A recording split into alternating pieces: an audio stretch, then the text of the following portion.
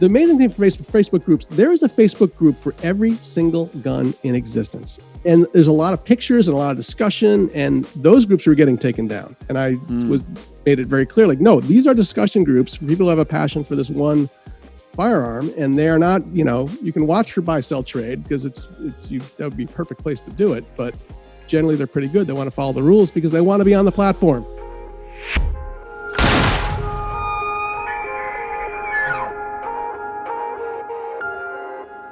What's up, everybody? We've got an interesting podcast topic for you here today. We are joined virtually by Chuck Rossi, like the firearms. We were just explaining that on the computer here, but then in the room, we've got Jimmy on the mic. We got Mark to my left, and across the table, Eric Barber. Welcome back. It's been a minute. It has been a hot minute. Yes. So, yes. I was just going to bring that up. Eric, too long. It's very fitting that you're on this one as well, obviously, as well as Chuck, which we'll get into, but because you are the social media manager here. Yep. And we're actually going to talk about social media a bit. Now, the topic of, obviously, if you're listening to this podcast, you're probably a bit savvy with social media, and you're probably in or around the hunting and shooting industry. And so certainly our industry and social media at times seemingly haven't always gotten along, perhaps. It can be a complex relationship. It can be, and I've seen all kinds of comments out there. You probably have too, listening to this, where people are talking about, Facebook or Instagram or YouTube or whatever, limiting them, taking posts down, doing all kinds of censorship and stuff, and many people have become frustrated, and also not only frustrated by the idea that could be happening, but also frustrated by the seemingly mysticness of it all. Why does it work? How does it work? Are we being targeted? Is it just a matter of that's what it happens? Yep. So anyways, we'll let Chuck introduce himself here. I don't want to talk too much on the beginning, but one thing this is a caveat, we want to throw out, is that we're not here. You guys have to understand, those listening, this isn't, we have to be careful.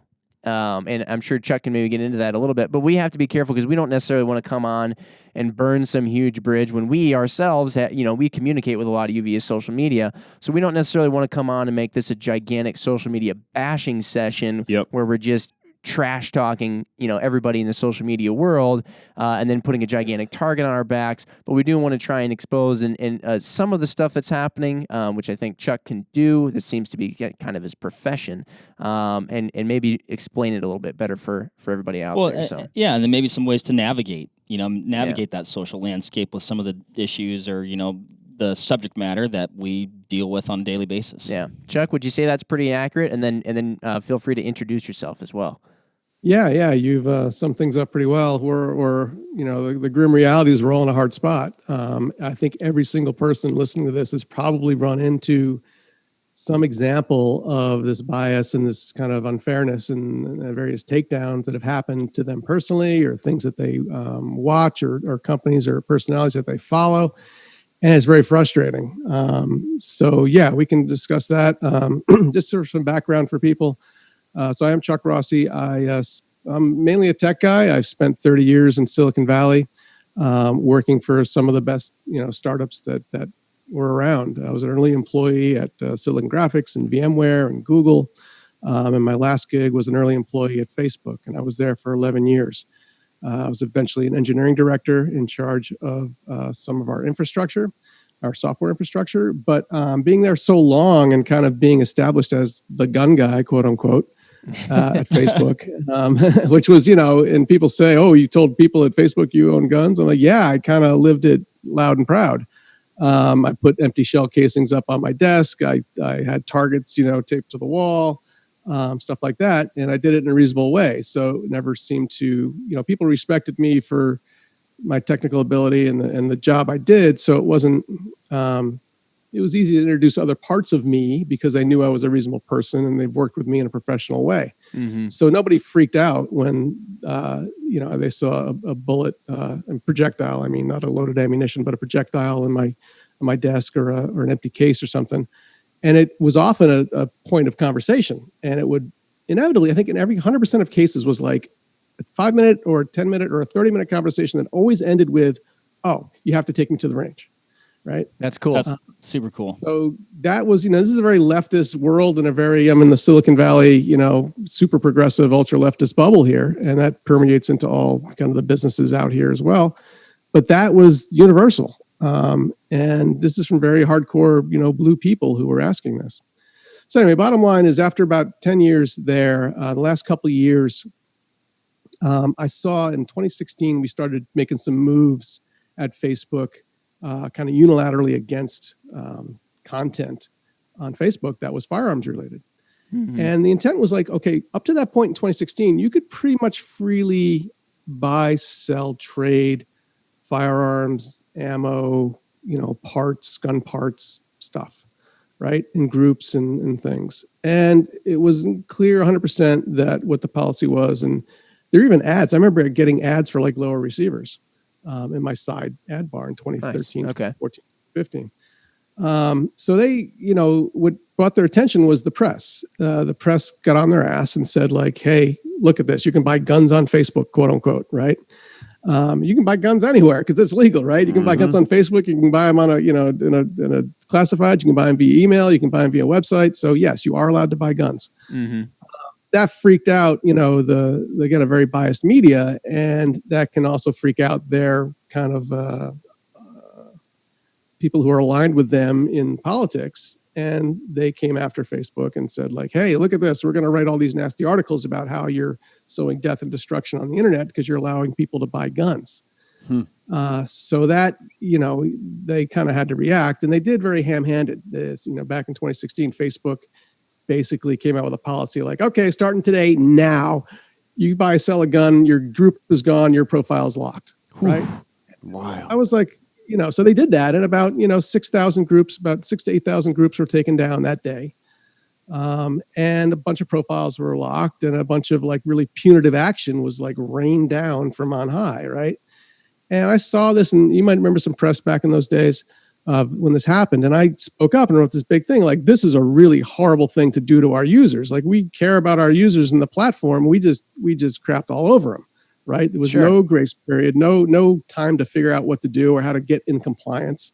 It was just this big, heavy-handed thing. And it was really ignorant because the way we did it was like, we banned things that didn't fall into the new policy. Like the point was to like, okay, you can't buy, sell guns, but we were way too broad because nobody knew what the hell a gun was. Literally. I mean, like I had a hard time finding someone who knew the difference between a shotgun and a rifle. Right. And these are in the groups that are implementing things like that.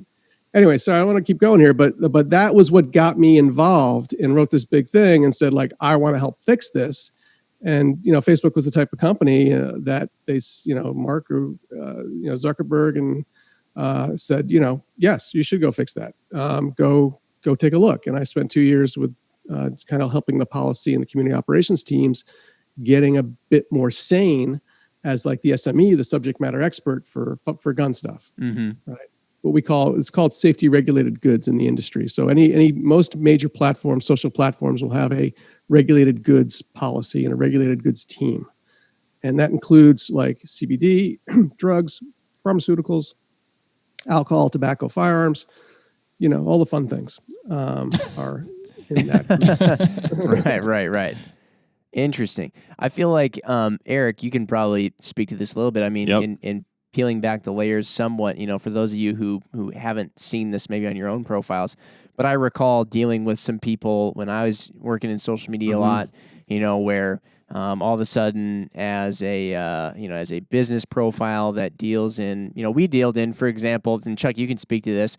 Obviously, we're not selling guns at Vortex Optics. We're not selling firearms or anything like that. We're selling something that will go on a firearms or rifle scope or red dot. We also sell many other things that are used in just casual observation, outdoors, birding, whatever.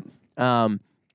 But we oftentimes got in the mix because some of our content would feature firearms, and so then we get in these conversations and you'd get, let's say you were trying to run, an ad and, everybody out there, hey, I'm sorry, we have run ads before.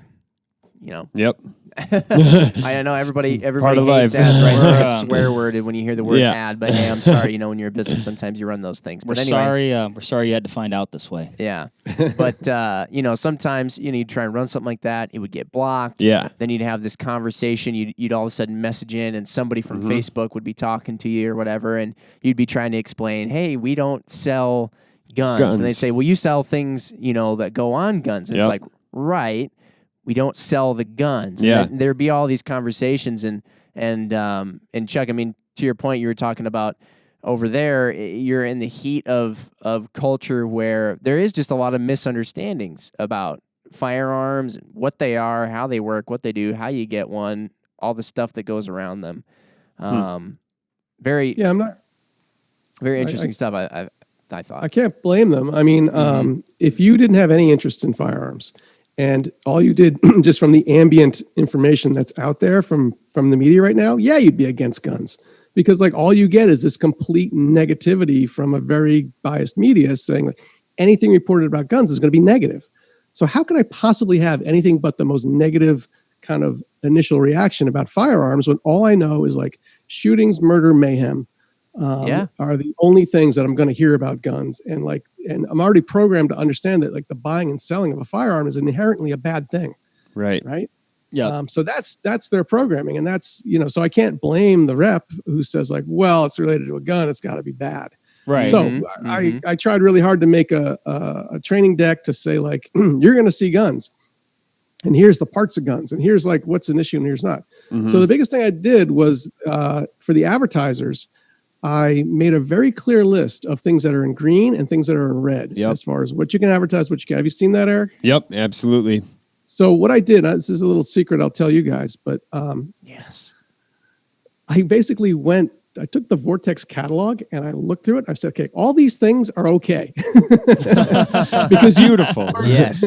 You were perfect because it was like optics, rangefinders, binoculars, various kinds of scopes, hunting, competition, whatever. And I said, everything in here is good to go, right? So like if you look at the list now, it says like optics and sighting devices, and all those are very clearly green. Now you have to age gate them to 18 plus. It's like a concession because, again, cover your ass. Okay. But if you make that concession of 18 plus only for advertising, that's it. The Vortex catalog is whitelisted in the frickin' list. Yeah. Right. That's when you talk to the rep, you got to pull up that page and said like, look right here, the green dot that says like optics and sighting things. That's us. Okay. Yep. And that's supposed to give you cover. Now the problem is, and this goes way beyond just even firearms. This is across the board at places like Facebook. It's not just Facebook I'm complaining about here. In fact, I'm going to make the case, and you can have your readers scream and your viewers scream and tell me I'm wrong. Facebook and Instagram are the best places of all the social platforms to do anything firearm related. Oh, okay. Interesting. Bad as it is. Yep. I believe from my experience, looking at YouTube, looking at Twitter. We definitely need to talk about those other things too, because I've heard actually some pretty horrific things from other places too. Right. I think Facebook has the most industry positive policies for advertising on Facebook and Instagram. That's what I was going to ask, Chuck. Is that for the ad component and just posting of certain content, or is it just the ad side, or together? It's a good question. So what I'm talking about, they very much are divided internally, and that division creates an external division as well. We're talking about ads. Okay, that's a whole different division. Yep. Then you have content. Right. Sure. So what I try to do is make sure that the content policies lined up with the ad policy. So that same green list that you see for ads, in theory, you should be able to, as a personal person on your personal profile, you should be able to buy, sell, trade optics, right. vests, things that aren't gun parts. Okay. Right. So that, and again, it's very rocky because, and the same problem Eric is having, it's not because the policy is not clear. It's because the training and the people, the contractor system that they use to implement this is garbage. Yep. That's the problem. I like, to your point, I know that a lot of times people will say, you know, oh man, these people are idiots, you know, and first off, and I mean this is where we get into a little bit of like, I guess us talking about is, hey, let's remember we're all human beings, Right, here, you know? exactly. Yep. It's hard to call someone an idiot when they just have never been told or taught properly all been the educated. information about something. You know what I mean? And so if you go up to somebody who their entire life they've never seen, touched, held, shot a gun, and like you said, the only thing they ever heard about was doom and gloom, what else are they supposed to think? Yeah. You know? And so if you go out and you just say you're an idiot, well then, okay, now all you've added to my repertoire of things to base my knowledge and thoughts on guns about is that every time I talk about guns, some person comes up to me and says I'm an idiot. So like, right. What are you doing? Yeah, not only are they extremely dangerous and horrible, but the people who use them are jerks. Yeah. You know? Exactly. And I think Chuck made a really great point there. It's not that this person is a bad person or an idiot. It's an exposure, it's an education issue, and exactly what you pointed out. After 10 minutes to a half hour of talking to a person, they start to get a clearer picture, right? Mm-hmm.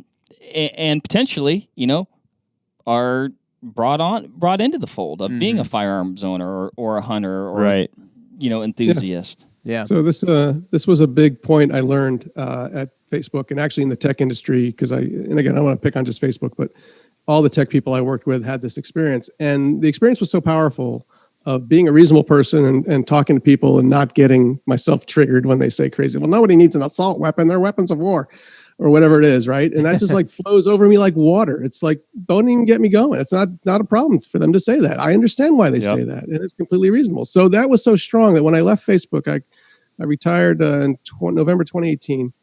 I was a co-founder of a group called Open Source Defense.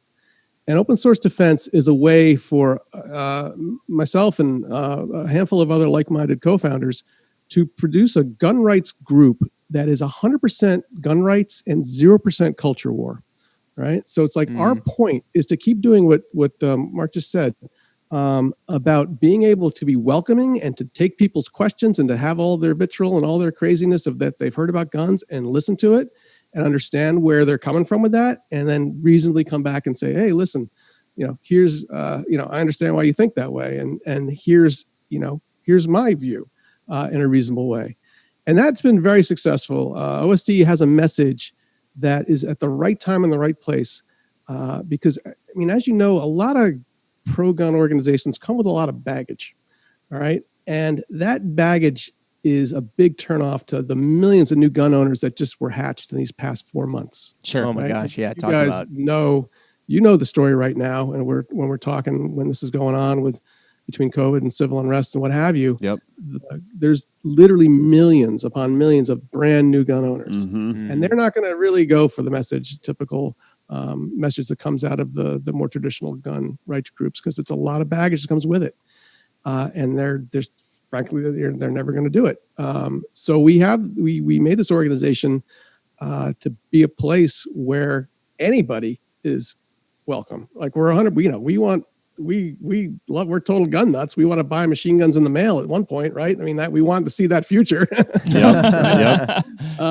But we want to be reasonable and want to say, okay, here's why you can even think that, right? And is it reasonable to think that? And here's why it might be reasonable to think that. Right. So opensourcedefense.org is where we do that. I would encourage people to go and support us. Just all we need is a newsletter subscription. Follow us on social media. We're just getting those numbers up. Got a lot of really good thought pieces on there. We can talk about some of the material there and also how it relates to social. But I wanted to get that out there because Mark's point was excellent that this new approach is exactly what we need. And you guys as marketers in a very popular optics company that has a lifestyle appeal and a lifestyle brand, you have a hard job ahead of you because you got to figure out how to walk both sides. Exactly. Of the aisle, okay. And I hope you are. I hope you have ideas on how to market to non-traditional areas. Yep. Yeah, that's certainly been a big challenging thing to be thinking about, and a big sort of looming thing in front of us. Right. Is understanding that your your traditional firearms owner and purchaser and everything like that. That's somebody that we love as a customer and all that. And so, it's you treat your old friends like gold, you treat your new friends like silver. Hey, both of them are great, but you gotta always stay true to where you came from. But to your point, yeah, a lot of the new firearms owners are coming in from a very different background. You might have somebody that's out there at age 23 going out and buying a gun because their dad or mom or whatever took them out hunting and shooting a lot when they grew up, and their parents took them out hunting and shooting when they grew up. But now you got somebody whose parents never took them out shooting ever. They never actually held a firearm before, but now there's whatever going on, and they're thinking to themselves, well, hey, there's got to be something to this. I need to defend myself. It's rather interesting how somebody who maybe previously didn't see the use in having a firearm, and saying, oh, well, why would you ever need that? Well, then when something happens, like we've had in the world that just happened, where you have situations that cause a lot of uncertainty and anxiousness and nervousness, people's natural instinct is, and it always has been from the dawn of time, is when there's uncertainty and scariness, I need to be able to defend myself should something go wrong. Yeah. And then you have, okay, well, actually, maybe there is something to this firearms thing, you know? But again, to Chuck's point, it's, don't berate those people with just like, oh, now you see it, you moron. Like, yeah, it's about time, you got your head out of your butt. Yep. Right. And it's totally different, like, flavors of what's gonna appeal to the new crowd versus the crowd that's been around for forever. Yeah. Like we've seen this in the hunting world. People are now getting involved in hunting because they're food motivated, unless motivated on other factors that traditionally have been kind of a recruitment tool. Right. So it's like everybody used to make fun of because they were like, "Oh, you eat organic, you're just a hippie." Yeah. And now it's like this big now switch. it's like, well, hey, eating organic got a bunch of people into hunting, so is that a bad thing? Exactly. So like with that, you can't keep marketing only to the old crowd or only to the new crowd because you're going to silo yourself out. Yeah, so like walking that fine line of how do you appeal to both sides. And I mean, I'd be curious what you guys think, and Chuck, what you think too, but I think a lot of that lies in education, what we're even talking about here in regards to ads and everything like that. Yeah, I mean, I think, what Chuck was talking about earlier, and I mean, I can't believe he was insinuating that open, honest, civil discussion could possibly work. And I think we're talking about, this old crowd and the new crowd. And again, to your point, Eric, or I think what we're all talking about here, it's an education thing. Yeah. I think at the end of the day, they're actually the same crowd. It's just this group who's been immersed in it. They're familiar with firearms. They're familiar with the culture.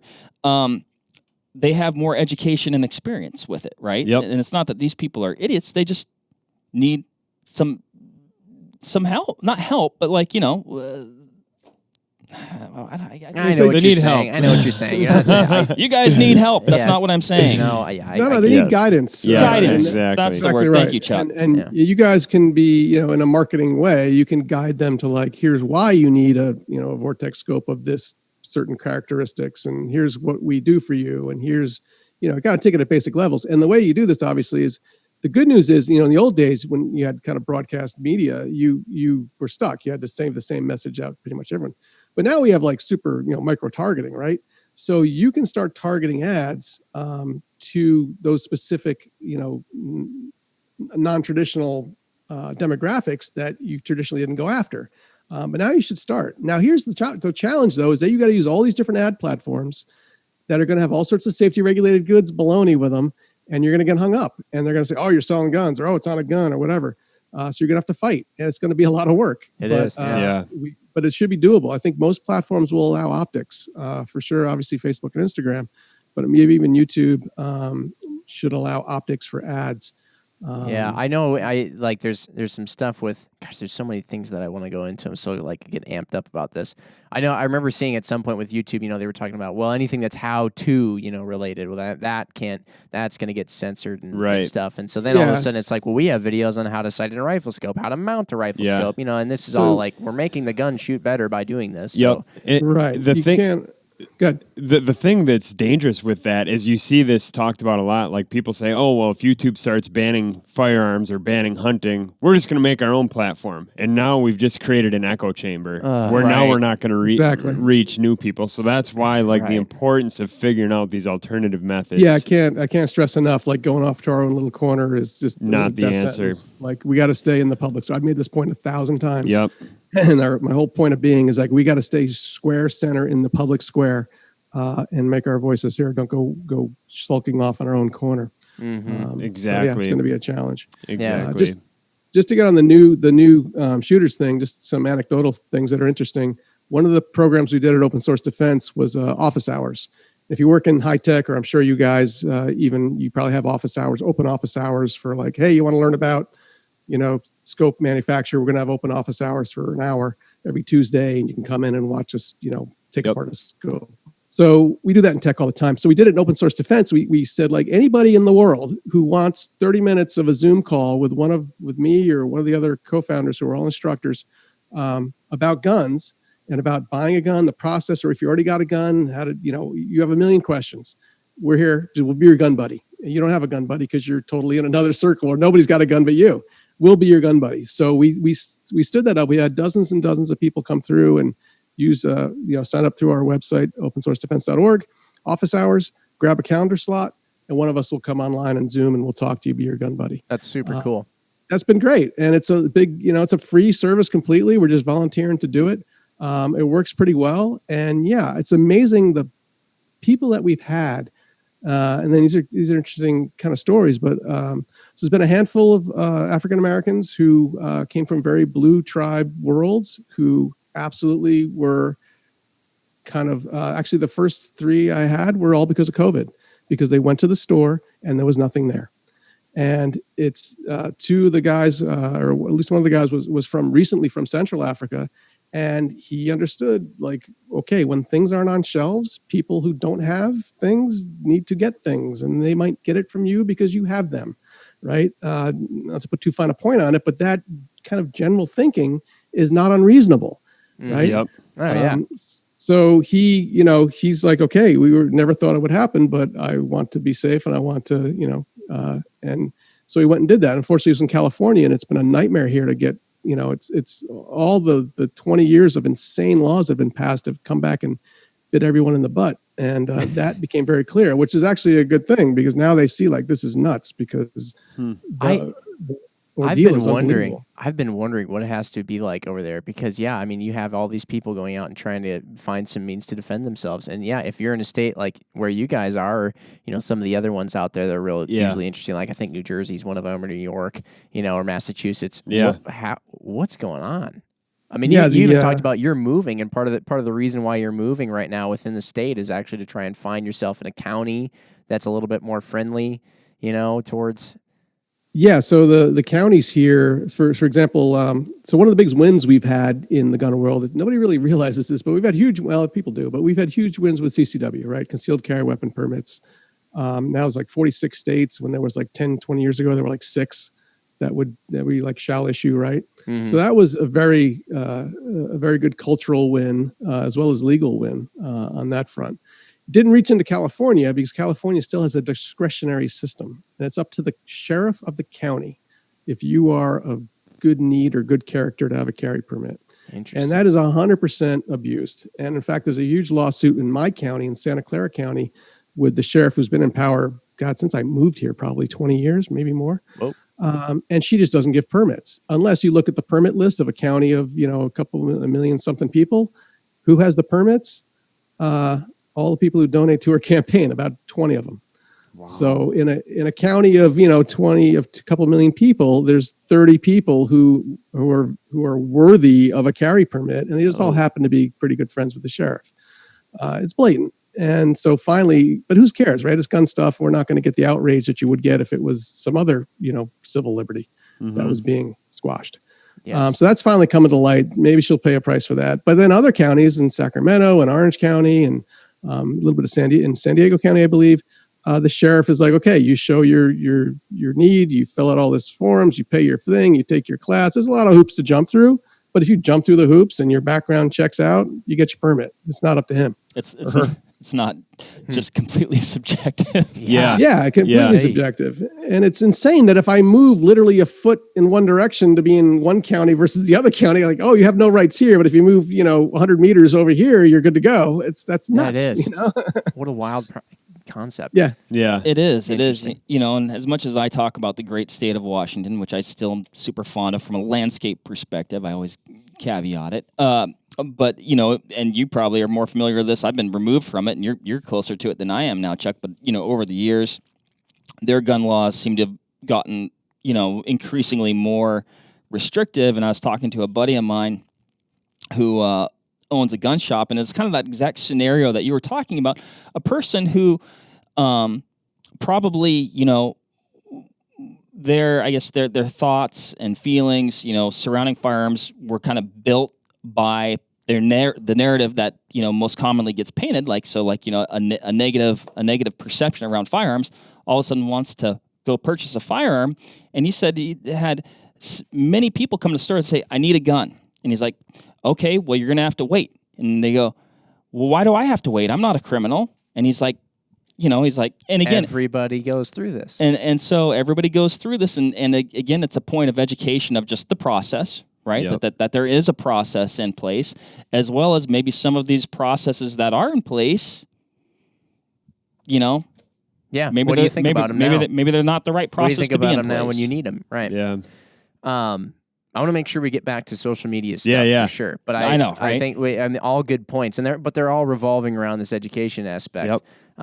But one thing that I was thinking, so going back, and I know, Chuck, one thing that you've done is because of your background, you've been able to help out some folks in our industry. Yeah, us included. Us included, dealing with just kind of, at times, the education piece, right? So somebody that happened to be monitoring your account or whatever felt that something that you posted was, against their code or whatever, and so then you wind up with issues, and so then there's that conversation. And like you said, to your point, I mean, fighting, the word fight is used to like, oh, you got to fight for your right, and we're not necessarily coming to blows with these people, but again, it's you have to work. Yeah, and from our standpoint, it's a business case. We're trying to grow our business and reach customers. And so, the nice thing is for us, and so we're kind of sitting here pretty, right? So like, there's a big nice thing in the green section that says optics, right? But there are a lot of people in our industry, obviously, who sell firearms, and they have platforms of their own on social media that are dedicated to their product that they make and that they sell. And so I've been curious. So, Chuck, how does that work for those guys? Ammunition, firearms, rifles, pistols, all that kind of thing. What's it like for them dealing with that? Yeah, it's more than that. It's also non-serialized parts. So stocks. Even that. Anything that is basically a gun part, triggers, all those guys are basically in the regulated goods category. You guys got a special carve out. You're welcome. So thanks, Chuck. Thanks, Chuck. I did also get flashlights a carve out. So weapon mounted lights are carved out as green. Okay. So if you want to start selling those, go ahead. All right. So yeah, but that leaves a vast majority, a vast swath of destruction behind it, because there's all sorts of gun manufacturers, parts manufacturers, non-serialized parts manufacturers. There's guys who do great business. They don't sell a single FFL regulated part, but they can 100% not advertise. Yeah. On Facebook, Instagram, or anywhere for that matter. So that's a huge problem. So what they have left is they can still do content, organic content. Okay. And again, this is where I'll say Facebook is currently a better platform. Is if you're a gun store, you're a gun shop, you're a gun manufacturer, a parts manufacturer, you can have a Facebook business page. Okay. On that business page, you can absolutely post guns for sale. You can post prices, you can post inventory, you can post when you're going to have a blowout or whatever it is. You can't boost it, you can't run ads for it, but you can organically post stuff for sale and what you do and stuff about your business. Okay. Yeah. And that's In your experience, what are some of the best practices for that organic content? Like, are you seeing maybe links that go back to articles as a successful tactic, or like live videos that discuss this? Or now we can get into all the organic and the algorithms right, and stuff. How you can try and take advantage. There's so many strange theories out there. Everybody's got their own little secret recipe or little juju magic they put on. Like one that I've always heard is like, live content lends itself well to the algorithms, which is something that we've dabbled in. We've had good luck with it. Yeah, but we've also had bad luck with it. Exactly. Yeah. So that's, I guess, why I bring that up. That's also selfishly Everybody's like, for my job. I have the, everybody's always like, I got the answers. Do it this way. And then you try it and you're like, it didn't work. Right. So that is definitely the multi-billion-dollar question right there. And again, not just our industry, but all industries are dying to know what this is. And I got to tell you, even when I was in Facebook, there were precious few people who understood. I think the beast was so big that you could not simply have a formula. It changes. It's dynamic. I mean, I don't know if you guys are tech guys, but I wish someday I could go on a podcast and explain the depth of complexity that goes into something like Facebook.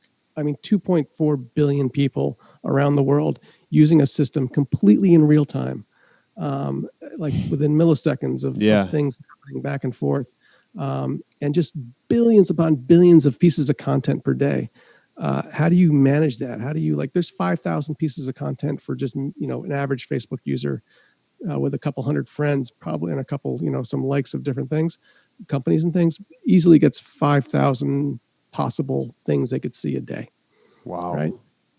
So it's really complex, and there is no simple, there's certainly ways to optimize. I can tell you the general rules, and you hit on a couple of them. You said live, for example, sometimes gets better reach. And the reason that's not because it's live, it's because it's a new product feature. Okay. Mm-hmm. So anytime a platform makes a new product feature, be it live, be it stories, be it, whatever else comes down the pipe. IGTV. Yep. IGTV was another good example. You jump on that. Yep. Because that company is going to friggin' signal boost that thing, 8 ways to Sunday, because it wants that new product launch to be, that new surface to be successful. Yeah. Mm-hmm. So jump on whatever dopey thing, you might think this is the dumbest thing in the world. Yeah. But get on any new thing that is offered. Okay. Yeah. That's the first thing. The other thing is obviously quality. Yep. Oh man. And there is the issue of a lot of people complain like, well, my stuff's not getting views. And I look as well, your stuff is crap. And that's why it's not. Hey, Chuck said it, not us. Yeah. I didn't say about, I'm saying in general, not naming any names. You guys were great. I don't know what you mentioned. Maybe you could talk about, I don't know how much secret sauce you want to give away, but like Jimmy, I think it was you, Jimmy, I forget, but someone was doing that dopey thing with the toaster oven, right? When that first started. Yes. Was that you? Yeah. The pizza oven. Yeah, that's it. And get it right. Like that was people like, I think that was compelling, right? I think organically that probably got good traction, right?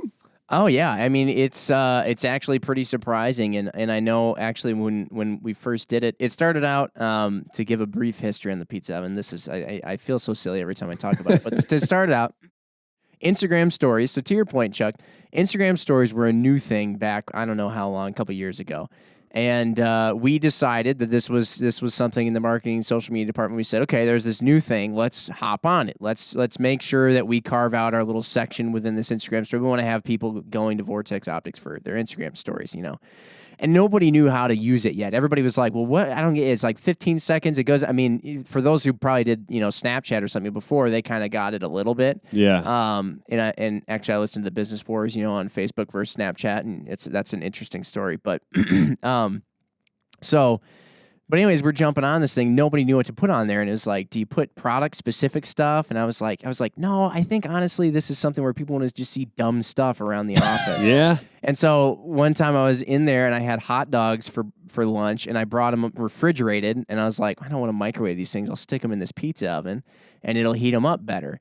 And then so got the pizza oven hot, and I was like, you know what? This seems like something perfect for those like Instagram stories, those stupid things, right? So Instagram story, put a hot dog in the pizza oven. And then it was like, we got like 5 responses. Like, oh my gosh, you put a hot dog in a pizza oven.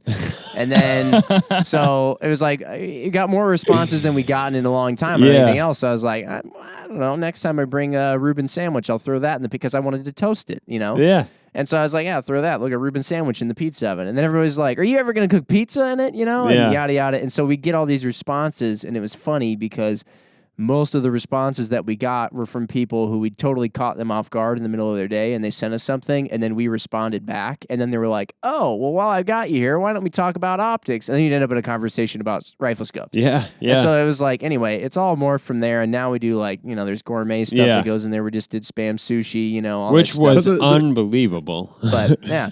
Yeah, it's the great thing is though the great point of that is that you did something novel and entertaining, and that got organic reach, right? And you used the new part of the platform to do it. So that was a perfect storm of like what to do.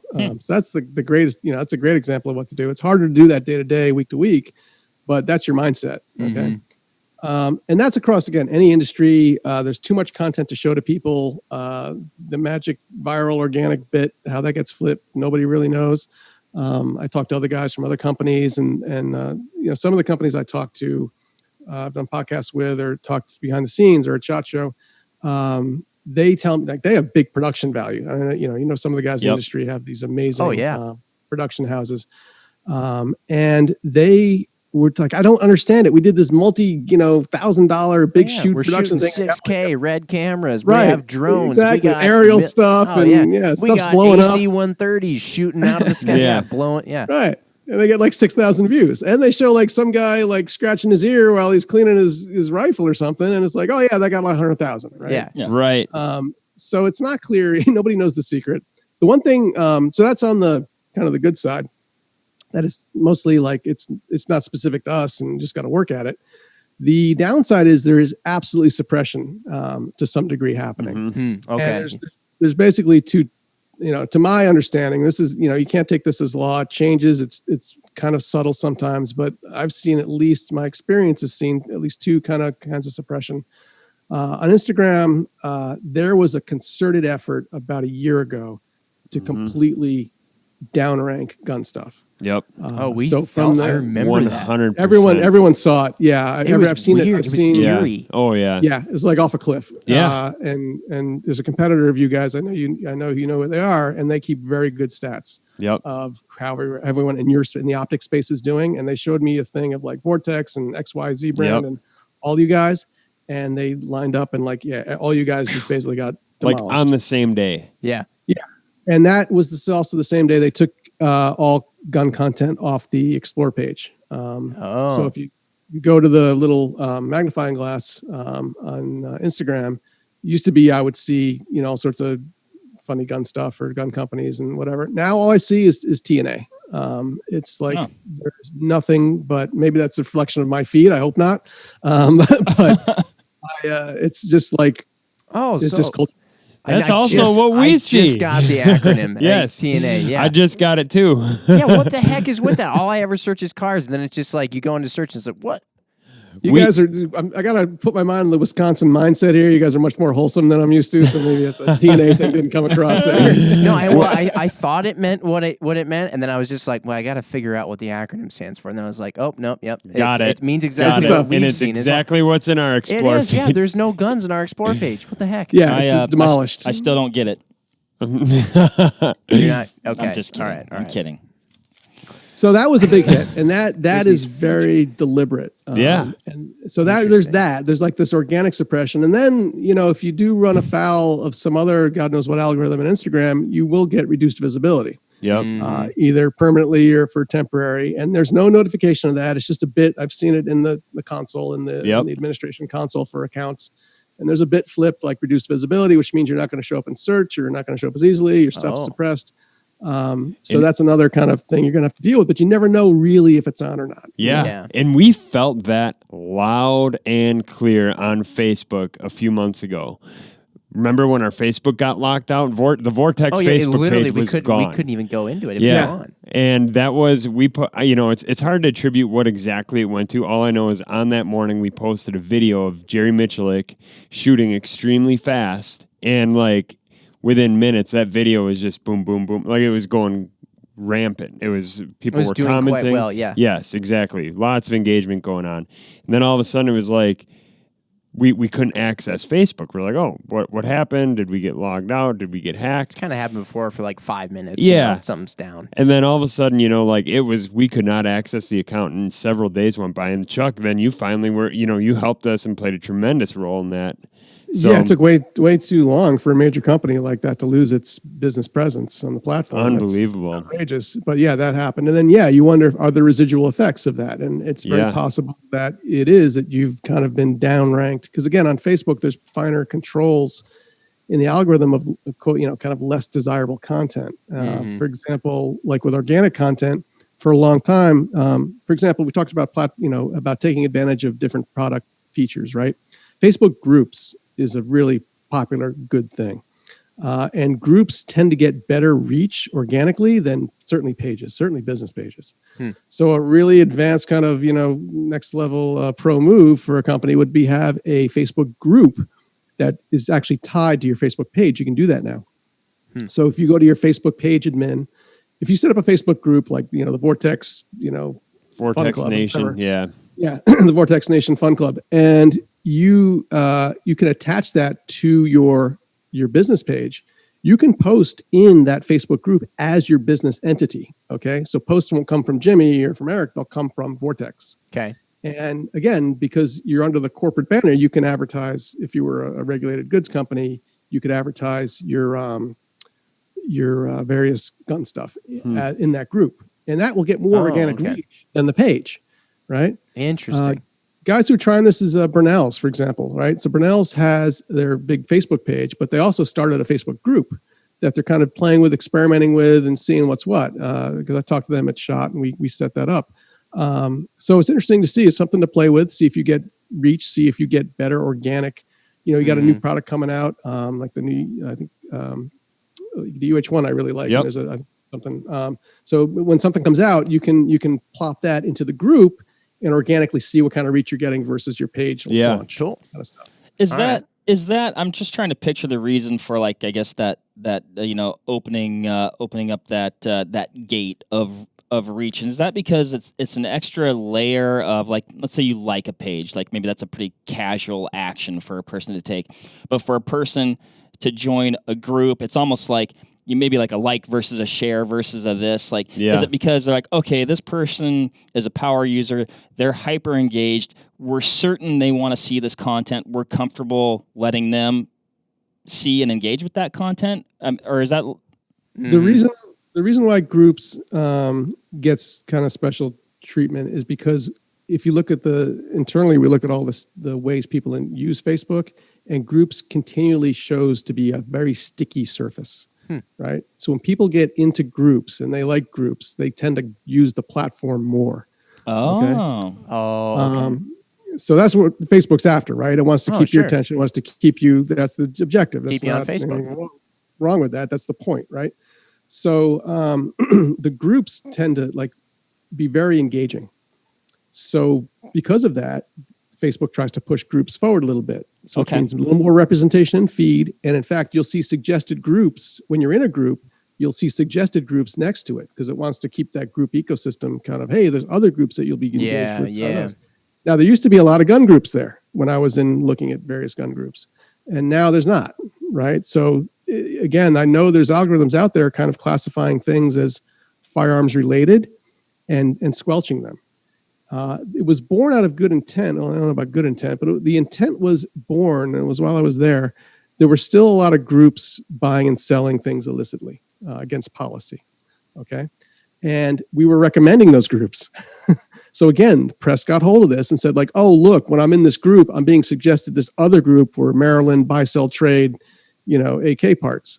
And they lost their minds and went to Facebook like, oh, you're selling guns on the internet again, quote unquote. So there was an effort to kind of squelch, like, well, if we see it's a firearms group, maybe we won't suggest it, okay? Because we're not sure which ones are buy, sell, trade. Now, to be clear, Facebook does a decent job of taking down the buy, sell, trade groups that are trying to go under the radar. You should see all the funny. I have a slide deck on this that I gave to the NSSF presentation I did And it's a funny deck of how people would try to obfuscate the fact that they're selling guns in the group. It's like, oh, I have this book of 365 pages made by SIG, and I've only read 50 pages of the book. Would you like to buy this book for, and just all this nonsense.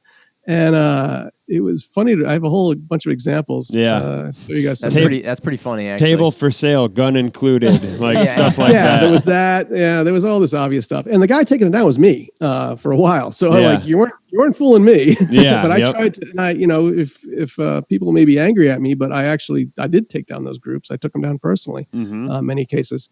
And I wrote the deck to say, like, if they're doing this, they're trying to skirt policy. And so you should take action. Yep. But to my defense, I would also say if they're doing this, like showing pictures, like the amazing thing for Facebook groups, there is a Facebook group for every single gun in existence. Okay. If you have like some weird Mauser or some strange 1905 or whatever stupid gun that you have a fetish for, there's at least one Facebook group dedicated with other nutballs who like completely have this fetish for this gun. Right. Sure. And there's a lot of pictures and a lot of discussion, and those groups were getting taken down. And I made it very clear, like, no, these are discussion groups for people who have a passion for this one firearm, and they are not, you can watch for buy, sell, trade because that would be a perfect place to do it. But generally they're pretty good. They want to follow the rules because they want to be on the platform. Yep. They want to follow the rules. If you tell the admin, do this, don't do this, they will do it because they get the value of the platform. And that's what Facebook was built for, to give those people value for the passions that they have. Right. So people within Facebook should get upset when we take down stuff that people have a passion for and are doing the right thing. And these false positives for taking them down because we don't know what we're doing or they don't know what they're doing is an issue. So there's still that attitude internally. So if you do make a big enough stink, if your group was taken down, people do still care. But it's just hard to get attention. Yeah. Yeah. Now, like, man, when it comes to the buy sell trade thing, it's like that's such a difficult position I can imagine you being in. Like you said, you can picture there's probably some people who are mad at you for personally taking down some of those pages, right? Because, like you said, I mean, it's to buy a gun, you can buy a gun via other platforms. Like I've gone on Arms List, as shady as some of those interactions were, and I've gotten a few firearms that way, or you speak with somebody over the phone or over email or whatever. And I guess is the thing just with the fact, when you're on a platform, this social media platform, is it just when it comes down to like taking down that kind of thing, that's just because you're working with something where, what am I trying to say? I know we've been in situations before as a business where you have to think to yourself, you gotta figure out where the pros outweigh the cons.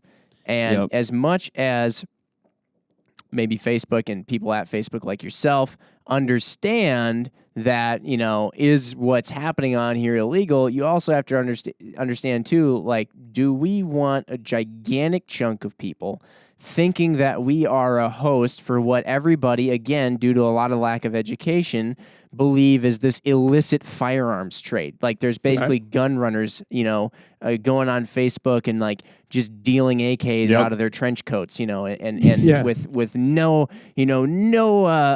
whatever the word is, regard. No regard, nothing to back it up. No, why can't I think of the word? Like, validity. Validity, whatever. I can't remember the word. We'll go with that. Yeah, sure. But, they're just rampantly doing this. So they have to also, as a business, watch their own behinds, Right. And so you're trying to make sure that you don't end up in a gigantic press, media stew. Right. So to be clear, I don't want people to feel sorry for Facebook. I mean, they should a little bit, but the issue is you are worldwide. You're a worldwide platform with 2.4 billion people in every country and every language on earth. There's only, pretty much one country or maybe two where you can do this kind of stuff, like freely, like buy, sell guns. And there would be a way to do it. I worked with the FBI and the NICS system back in the day when I volunteered during the Obama administration to do some digital Peace Corps thing. I can get into that someday. But I worked on NICS 2.0. I did an analysis of the new, this is back in 2013, maybe 2016, the new NICS 2.0 rollout. And I saw the NICS database. I saw how they did what they did. I saw the API so I could interface with it. And when I got my Facebook, I could write something that would go grab FFL data from the ATF, and figure it out and see if you're valid. And there's a way to do it, right? But is it worth it? No. There's like 20,000 FFLs and a few million people, tens of millions or hundreds of millions of people who care about that. And that's out of 100 million or 200 million out of 2.2 billion is like, that's not worth the effort, right? And then to your point, Jimmy, I mean, people were actually selling AKs out of their trench coats. And I saw it firsthand. I mean, and especially in foreign countries, especially in the Middle East, it wasn't a little bit of an arms bazaar. I mean, there was rocket launchers and there was RPGs and there was just truckloads of AKs and stolen M4s and all sorts of stuff. And I saw them. Those probably aren't all registered. The good old days of Facebook. Yeah. Man, I tell you what, I used to buy a whole truck of them back. But do you ever find, maybe a slight gear switch here, but do you ever find that with the as going back to the suppression stuff, you ever find we had that episode back that we described a year or so ago, and we've had kind of another one that happened on our platform. Do you ever find that the industry will follow ebbs and flows where, let's say after a tragic shooting of sorts, all of a sudden firearms related content is suppressed big time? Is that a thing that happens? Yes. So that's definitely, I can't stress, if there is a mass shooting or something, that is a dangerous time for us as well, because what's going to happen is there's going to be pressure to quote unquote do something. Right. It's going to come down from politicians who have access, direct access to some Facebook principal people, who are going to be like, you got to do something, and that, again, there's going to be scrutiny. There's going to be reevaluation of policy. There's going to be possible suppression for a little while, all that because, Facebook, unfortunately, is in a bad spot. They don't necessarily want to do any of that. And I'm pretty sure Mark doesn't want to do any of that. He wants to run the company and make an awesome platform where people can communicate. And he can't because, we're talking about a tiny sliver of the problems Facebook has right now. You guys read the news about Facebook. They can't turn 2 inches without Facebook's doing this. Facebook's destroying society this way. Facebook's destroying society this way. Yeah, I mean, they're the thing that you said that 2.4 billion people are connected to on a daily basis. So so there's always something to complain about. And it gets in my opinion, it's completely overblown because, I made this point before, but we all know when we read something about guns in the mainstream press, it is cringeworthy. It's the most inaccurate, biased, sloppy stuff you've ever seen. I've not seen one article in the past 6 years that I could look at and not be enraged about how wrong it was. Right? AR-16, fully automatic. All fully automatic clip, 30-round clip, magazine. All that, right? Spin. Assault rifles. Imagine that in the context of knowing everything about Facebook.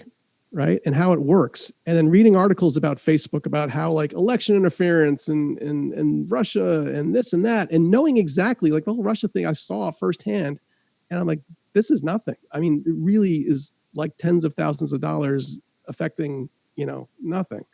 Now, there's issues with foreign entities messing with the platform, but the effect was nothing like what was reported, right? So all that distortion that we're used to with gun stuff is the same distortion that's happening when they report on Facebook or platforms like that, right? So it's really frustrating to see that. But the end result is Facebook gets bullied every time someone on the outside perceives there's a problem, right? So that's ultimately bad for us because the people doing the bullying are going to be very one-directional, one-sided, one mind of what needs to be done. Okay. And what needs to be done is they're going to keep pushing Facebook to police the internet. What anyone says, what anyone thinks, what anyone posts, what any advertiser makes, the current climate for the powers that be want Facebook to basically protect us all from anything that could be considered remotely harmful. Right. And that's going to be bad for us. So the reason I make this rant is because people need to understand they don't really want to back that when people say, oh, they have to shut down this and that. Facebook has to, social media in general has to be in charge of X, Y, Z. They don't want to 100% they don't want to. They want to do their work and do good engineering and good products. They don't want to be in the business of hiring another 50,000 contractors, because literally 30,000 right now, 40,000 contractors work at Facebook moderating content. That is not a good system. Goodness. Unbelievable. Right? Holy smokes. So you don't want to expand that. And that's what the government agencies, the government pressure and political pressure is doing. And that's going to be the death of all of us. So that was a big rant, a lot to take in, but that's kind of the current situation. So you got to think about it. Yeah. It's interesting. And in many ways too, you got to think about, like, when we talk about firearms, and, there's a quote that in essence says something along the lines of, I would rather have freedom and the ability to defend myself than be completely defenseless, but essentially a slave to the system, right? And so you think about that, and a lot of people relate it to firearms, but also then if you look at just sort of like the content that you consume, or the platforms that you go on, it's like, you think to yourself, there's some level of needing to have freedom on there, instead of just having, well, I'm just going to go on, I'm going to get fed whatever, whatever some entity thinks they want me to be fed, and that's, yeah. I mean, it's interesting too, like, as much as, I or we or whatever, you might disagree with a policy that another business has, right? It is America, and it is their business. Yeah, there's that. Yeah, I know that gets brought up, and then you have the counter argument of people saying, "Well, Facebook is almost beyond being a business at this point in time because so many people have access to it." And then if they're suppressing people's First Amendment right, Yeah, that's the interesting part. So obviously, there is no First Amendment on these platforms, because these are private things. You're using billions of dollars worth of equipment and infrastructure to put up your cat picture and to put up your pictures of your lunch. And if they decide that you don't want pictures of lunch because of their $1 billion of infrastructure shouldn't be used for that, then that's kind of their prerogative. The one thing I would say that we have some leverage on, and again, I'm not obviously a big fan of government interaction or government action on things in general, but you can make the case, the business case. And I want you guys in the industry to think about this in terms of maybe some precedent that this has happened. But these things are basically monopolies. They have monopoly power on communication. So YouTube, Twitter, Facebook, YouTube basically own communication. They're a monopoly power. You as a business don't have access to the advertising tools, the commerce tools that you need to be a business. That seems like it needs to be rectified. Okay. So you are you cannot, I've made this point a million times, but you cannot be a business in today's world if you do not have either a Twitter, a YouTube, Facebook, or Instagram account. You tell me what business is going to be successful that has access to none of those, right? Or some subset only. You can't post a YouTube video ever. Boutique, cow massages. No, you're gonna need to advertise that on Facebook. Nobody's gonna know about that unless you advertise it on. Be a hell of a group. That sounds like sensitive content. So being cut out of that, you could make the case that like you suffer damage and you need relief. So that's the tact that certainly for firearms or the firearms industry space. I wish, I'm not a legal person, I wish somebody smarter than me could come up with a way to phrase it or to use case law or existing law to say, like, listen, all these things are kind of being violated because these businesses are effectively locked out of a fair environment. Right. So if you got smart lawyers, that's a really interesting point though to make. Yeah. With as I many didn't think of it that way. With as many people that are involved with like ads and like reliant upon them, I mean it is a revenue system. Like if you don't have access to that, it's like saying, hey, you have to run this business without a customer care team. Yeah. Right. You know? Or like you're talking about the communication side. I mean, like the analogy that I drew in my head, and I think it's great. It's like, oh, you sell guns? You guys don't get access to the telephone. Right, exactly. Right. Yeah, that's exactly it. Yeah. That would be like, AT&T, like I'm talking to Jimmy about, hey, I got this new 300, Winchester Short Magnum. You want to buy it or you want to take it out? And all of a sudden the call goes dead, right? Click. Right. Hey, it's okay, Chuck. I don't want it anyway because it's a 300 wisdom. I read on your Instagram today that a dude said it was his favorite gun. I actually have that. Was that dude's name Mboard 20601 or whatever? That is Remy, who played a tremendous influence on Mark. Oh, Remy Warren. Yep, that is Remy. Let the record show that I selected that cartridge before I even met Remy, but I did take the time to screenshot. Good Lord. Remy Warren is now capable of retiring after the enormous lump sum you paid him to post that. Yeah. He just knows what he's talking about. Great cartridge choice, Chuck, by the way. We'll just end with that. And also an excellent point to make. Yes. I was reminded too when we're talking about some of these things. People think of ads, and a lot of times now, because you're on social media so much, you think of ads that just sort of pop up in your timeline or your newsfeed. Another one, and we haven't, and Google's sort of managed to skirt on the outside of this discussion thus far, because we talked a lot about Facebook and Instagram, but you have ads on Google and whatnot as well. I was thinking back to some of those banner ads that you get on certain web pages that pop up sometimes. I was thinking back to a time when our graphic designers were trying to come up with an ad for a new scope that we had.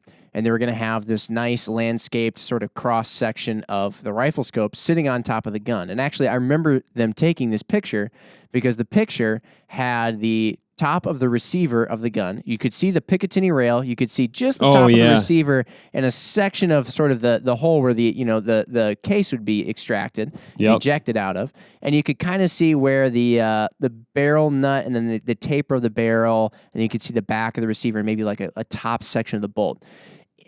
Probably enough that, most people would say, like, okay, I get it, it's a rifle. And then, of course, you see the rifle scope mounted on top. But the primary subject of the image was this rifle scope. You could see every detail about it, right? And that ad was rejected. So the graphic designers go and they crop it up a little bit. So now all you can see, you can't see the opening for the extraction or the the ejector or anything like that. You can't see that anymore. You can't see the taper down portion of the barrel anymore, but you can still see the pick rail. You submit that, it got rejected. So then we crop it up a little bit more, and now you can't see the pick rail anymore. All you see is just this floating scope on rings, and then that got accepted. Approved. And it just, I remember going back and thinking of that, like, how silly is that, And to somebody, again, maybe without context or the education, I don't know if you needed the pick rail to really know or if you would have still been able to discern it. But now you just see sort of a scope floating in space on, in these rings. And what are these black things sort of like mounted up around it if you're not familiar, And, and that kind of made and it also just made the image less impactful. It didn't look as good. I was going to say, from a marketing perspective, you're crippling part of marketing is looking cool and being relevant and knowing what you're talking about by maybe showing that this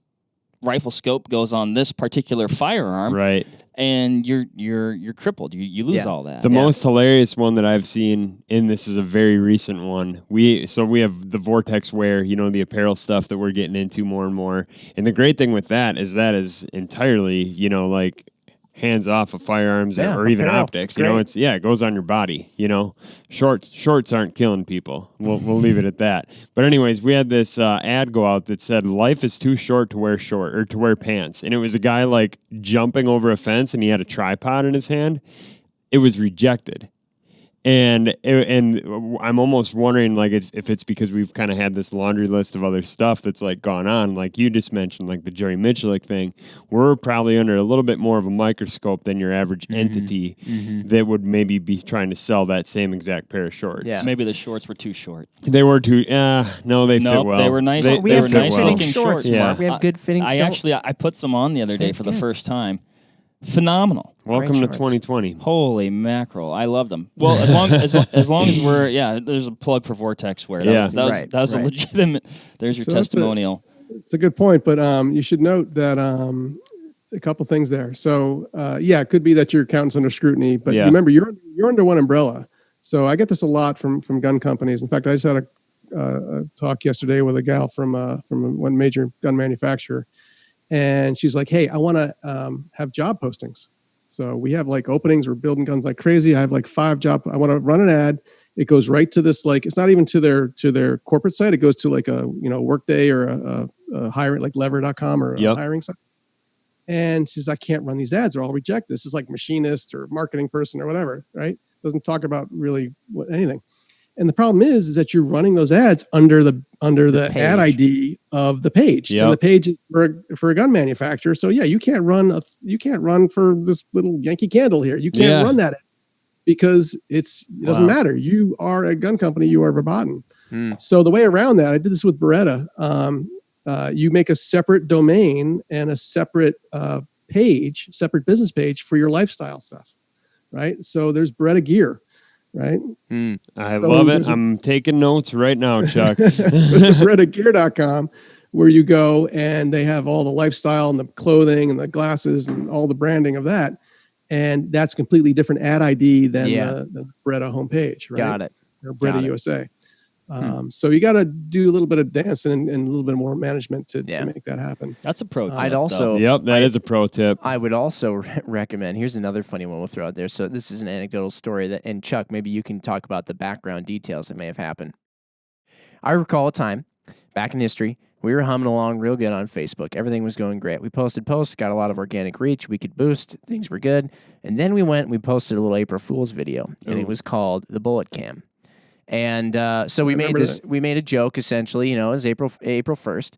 And we said, hey, we came out with this new bullet utilizing, our optical technology, this, that, the other thing. We put a camera in the nose of a bullet. And so now when you shoot, you can watch your bullet's flight trajectory, and all this stuff. You can go into the app, you can see BC, yada, yada. Yep. Well, that video went, what I would call viral. I don't know if in mass terms of just the world if it went viral, but it immediately got over 1 million views within. What year was that? 2017. Oh, 20. We still 16? get comments on it. We still get comments on it. For perspective. But it blew up. It blew up more than anything we'd ever done before. It was crazy. And the next week, everything was down tremendously. We thought like, oh my gosh, all these people saw this video. We must have all these new followers, because I remember you saw the follower tick count just go up and up and up because new people were discovering us and stuff. And boom, like instantly things were just like way down. And here to Chuck's point, I'll go back and say, whereas every post we made after that video, like a grand slam post, maybe not. But I definitely felt as though, if you looked and you put a curtain up right where, hey, here's this defining moment, and everything before that, we were posting, like some good stuff, some average stuff. And then after that, we were kind of doing the same. There was definitely a big difference. And I remember thinking to myself, did we all of a sudden move up the ranks where there was some intern sipping his coffee and he was kind of like watching 300,000 different pages, and all of a sudden we were a blip on his radar? Oh my gosh, Houston, we have a problem. Bring this up to the manager. And then he came in, and then there was a new guy, and he was like, get out of my way. This looks serious. They're selling ammunition now that takes videos of, like the target that you're going to shoot at. And then now we have this new, really strict, police enforcer. I didn't know what happened there, and I didn't know if there was anything, maybe Chuck, if it was just a coincidence or. Yeah, I mean the magic of antiviral, it confounds everyone. I've heard that story before, actually, from other people who had a big hit with something and then just dropped off the earth. So it could very well be some algorithmic thing that is kind of like tempering you so you don't get too crazy, because you could, in theory, you could artificially, or you could, put yourself as a much more prominent feed item, as almost like a feedback loop, right? You create this amazing content, it goes viral, but then your other stuff is just crap. But because you had this viral hit, you're automatically pushed forward again. So you have this false virility, right? Right. So probably some controls in there. I will tell you though, hurts me to say this, but no one cares about you, Jimmy, about your company, about you. Nobody looked at your stuff. Nobody at Facebook gave one hoot about anything that you do. Okay. As it may pain me, but actually it also kind of feels good. I was going to say, I find comfort in that. It's actually is nice to know that nobody's like, oh, man, now you guys had this big post. I'm on your now. I know it feels like that. Somebody went in and flipped a switch, but you are just the tiniest bit of dust in a windstorm of content. Well, I'm sure there's so many pages that are way bigger than any of the pages. There's just so many other things that they probably have to even just because of the volume. Right. I don't have time the goal is to never look at an individual piece of content, right? At these companies. The goal is to do things in a broad stroke, because again, our tiny human brains, our little monkey brains, can't understand the scale of billions. right? We understand tens, we understand hundreds. But past that, our little brains can't really conceive of. If I told you it was 100 million, or I told you it was 500 million, or 1 billion, or 2 billion, those numbers don't really have a real sense of like, okay, well, how massive is that? Yeah. Right. So yeah, they're not dealing with things at an individual level. And again, our little industry of firearms, we've all been at SHOT Show many times. We see that whole thing. We're impressed. We're overwhelmed with how big SHOT Show is and all the things we see. It's nothing. It's like a drop in the ocean. It's an insignificant industry in a worldwide context. It really is. And we pay the price, we pay the price for it because we, even for the billions of dollars that our industry produces and sells and is responsible for the economy, the thousands and thousands of jobs and livelihoods, it still is not really super significant. We are not what everybody at Facebook and YouTube and Instagram wakes up in the morning thinking about. Yes, exactly. Even though we probably feel sometimes like we are. Yeah. That's exactly it. Yeah. Interesting. So I hate to say to be the bearer of bad news, but we're not the only industry that has that problem. There's plenty of others, and it's a problem. I can tell you honestly, the company doesn't want to be that way, and it's in its purest form of what it wants to do, what the people want to do. They don't want to suppress stuff. They don't want to, be unfair to businesses, but they're just overwhelmed, and operating at this scale has never been done. And a lot of parts of it are not done well. Yeah. And that's where we are. This has been really interesting stuff, Chuck. It honestly, every time that we've chatted with you, since meeting you, and I'll say this as well. I thought it was really cool meeting Chuck for the first time. I remember it was a few years back at the NRA convention, and you were there, and I still remember to this day that you walked up to our booth and you introduced yourself, and I looked down at your badge and it said Facebook on it, and I was like, "What? Does he know where he is?" And I was like, I was looking for hidden black camera. eyes. I was looking for black eyes or a hidden camera too, maybe. Because you always wonder to yourself, are they going to come in and try and trap me with some gotcha question? They're going to get it on camera and air it all over the news. But I'm also thinking to myself, like, this guy hasn't gotten beaten up yet. He's not got a bloody lip. I'm like, he's coming up here, and then I was like, oh, you're from Facebook, huh? And then we went into talking about how you're sort of known as the gun guy at Facebook, and you're working on this, education of informing people in the Silicon Valley and other places as well about sort of getting the boogeyman out of their head, and it was really interesting. And you've been a great help since. But I'll throw that out there to people though. I mean, Chuck, you're legit in your mission, and you are indeed for sure. Second Amendment guy and gun guy for sure. And I appreciate that. And then thank you for not punching me in the face when we met. I was probably all mad about, because I thought some post we posted was really good and it didn't get enough likes. I was like, it's Facebook's fault. Your fault. You did it. You right there. This is you. Yeah. I walk around SHOT. I've been, while I was at Facebook, I did a couple SHOT shows in the NRA meeting as a Facebook employee. And since then I've gone as a NSSF kind of rep. I helped the NSSF, National Shooting Sports Foundation, with members that have problems like we've talked about. I'm there for you if you're an NSF member, or even if you're not. Think of it as a benefit of membership that you have access to me. So I'll tell the people who are out there in the industry, and if they need help, please contact me at chuck@opensourcedefense.org. And I can see what I can do. No guarantees, but at least you have someone to talk to and give you some information, and maybe you can escalate things internally still. Mm-hmm. Because I do have contacts inside still, and there's still people inside who want to do the right thing. So there's always hope, but nothing's guaranteed. Yep. So it's a little tricky. Do you do that kind of thing too for let's say somebody's somewhat of an influencer, or someone just kind of a they're done not a lot of those. A brand, but they're kind of their own thing. I was at SHOT Show. Like every time I go to SHOT Show, somebody runs up to me. Like literally this last SHOT Show, there's the guy who was at SHOT. He was one of the Benghazi Marines. Okay. Okay. And Tonto. Forget his name. Or wait, no. I forget his name. Sorry. Chris Pirano. Yeah, maybe. There's a bunch of vets who did amazing things for their country and are heroes, and they are back, and they use their influence, which they should, as a positive force. And this guy was one of them. He gives talks. He goes around. He's inspirational story, inspirational guy. And I see him, or someone said, you got to go talk to that guy. And I get there, and it's his first day of SHOT Show. I was like, yeah, they took down my Instagram. right? And it's like, this is the most critical time. This guy needs his Instagram up now because it's his time to really take advantage of this. So yeah, that happened first day of SHOT Show. 2 years ago, it was Springfield Armory. Got taken down. The Instagram page, couple 100,000 likes. Jeez. Yeah, I think it was somebody ran up to me and said like, oh, you got to go talk to the Springfield gal because their page is gone. I'm like, it's impossible. I look it up. Yeah, it's gone. Wow. First day of SHOT, right? So yeah, those things happen, and I'm glad I'm walking. That's my gig. That's my spiel is walk around SHOT Show, try not to get punched. Tell people, I can look at their, what's your experience with Facebook and Instagram? Because I want to know what the landscape looks like. So it goes to affect change. And I tell people have good stories, people have bad stories. They have stuff I've mostly heard of, but sometimes I hear things like, oh, that's new. So it gives me something new to look at and pull apart. So that's where you can find me. So yeah, Chuck at opensourcedefense.org, or look for me at SHOT or NRA if we ever have those meetings again. Yeah. Fingers crossed. We'll find out. There you go. We'll find out. Yeah. Cool. Did you get Eric?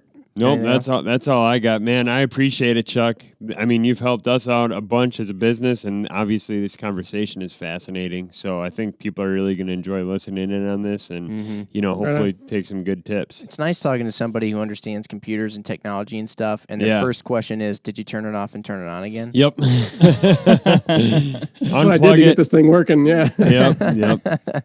No, man, I was just going to say the same thing. Super, super insightful conversation and topic. We appreciate all the help over the years, and just all of your help educating and fighting the good fight. So I mean it's a big deal, and to have you where you are and be able to reach the people who you're able to reach, that's just a really big deal. So thanks.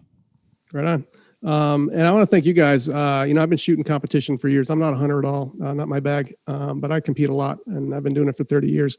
I want to thank you I have not been to a match where I did not see Vortex represented in some way, big ways, little ways. You guys are phenomenal for supporting the shooting sports, all the 3-gun stuff I do. Not that it's a lot, but it's enough where I see it, and I really appreciate it. Love your products, use them all the time. And I love that you're basically breaking out of the stodgy gun company mold and doing more dynamic things like a podcast or interesting Instagram, or you guys are in the best position, or one of the companies in the best positions to start going after this new market of new gun owners. If anybody can do it, you can. So appreciate all you guys do. Thank you, and keep it up. Awesome. Thank you very much. Much appreciated. Thank you, Chuck. Thanks, Chuck. And then, as usual, for those out there listening too, we'll just throw it out there. Thanks for listening, and you can check us out on Instagram, and all those other places. Hit us up at Vortex Nation Podcast. Shoot us a DM. Also, talk to Chuck if you have any questions about this kind of stuff. So yeah, thanks everybody. All right. Bye. All right, that'll wrap it up for this episode of the Vortex Nation Podcast. Thanks, everybody, for listening. Hit that subscribe button so you can always stay up to date on the latest happenings over here at the Vortex Nation Podcast. You can also follow us on Instagram at Vortex Nation Podcast. Again, everybody, thanks, and happy hunting and shooting. We appreciate it. Have a good one.